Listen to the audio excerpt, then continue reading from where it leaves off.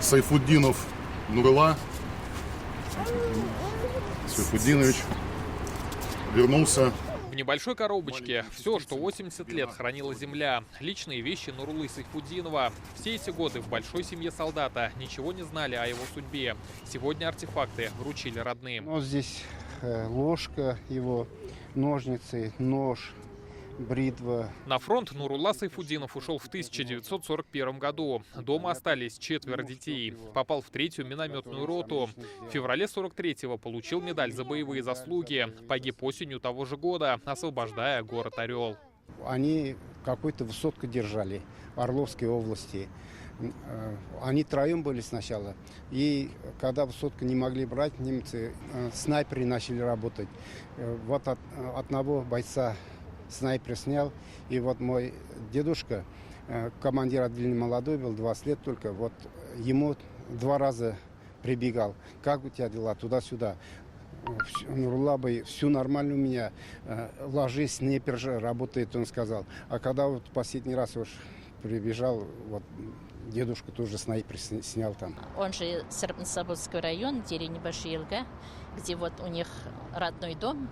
Там постоянно висит вот эта фотография на самом видном месте. Всю жизнь родственники бережно хранят его единственную фотографию. Теперь он будто вернулся домой, говорят близкие. Очень долго ждали, переживали, волновались, надеялись, что все равно найдут. И дождались, как говорится. Я вот жалею то, что в свое время, видимо, еще маленькая была, мы не интересовались этим. А вот сейчас это очень актуально. В архивных документах Нурулла Сайфутдинов числился пропавшим без вести. Летом 2021-го в Орловской области поисковики нашли его останки. Рядом та самая медаль. Она и помогла выяснить, найден солдат из Татарстана. Медаль имеет номер. Этот номер соответствует учетной карточке награждаемого. Учетная карточка награждаемого прописана в журналах именно в эти дни, именно в определенные часы он совершил определенный подвиг. Медаль была только при себе. Выйти на родственников и передать бесценные реликвии помогают военкоматы и патриотические организации. В этом году тоже 23-го мы будем на захоронении в Волгоградской области, в Рассошках.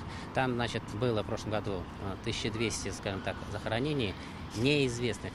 И всего 23 именных.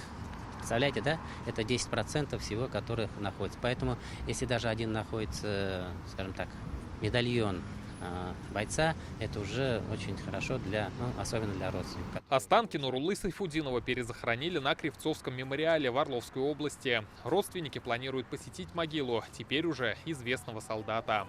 Рамиль Галиуллин, Алмаз Зиединов, ТНВ, Казань.